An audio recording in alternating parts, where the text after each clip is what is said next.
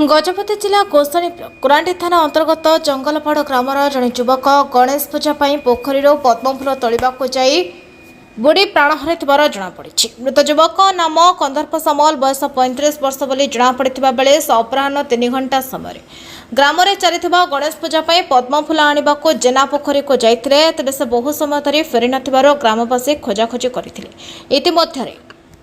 गाई चोराणी मैंने संध्या समय पोखरी हुड़े कंदर्प सामल रखा चप्पल आदि को देखि ग्रामवासी को सूचना देते। यापर ग्रामवासी गुरांडी थाना पाराड़ाखेमुणी स्थित अग्निशम बाहिनी को खबर देते। विलंबित संध्यारे अग्निशम बाहिनी पोखरी में खोजाखोजी करने रात्र 10:30 घंटा समय कंदर्प सामल मृत शरीर उद्धार करते।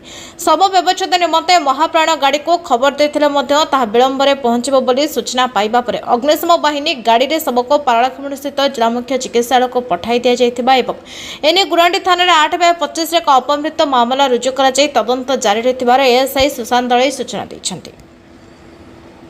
एवं कंदर्प सामल आज सकाल समय गणेश पूजा निमंते से पोखरी को जाई फूल आनी जंगलपाड़ ग्रामांचल में चालू रही विभिन्न पूजा मंडप में फूल देते। हेले अपराह 3 घंटा समय पुणी द्वितीय थर पद्मफूल तोड़ाक से पोखरी को पुणी जाते से पोखरी में बुड़ी जाते जमापड़ी। गजपति जिलार भास्कर सिंह रिपोर्ट न्यायवती टीवी।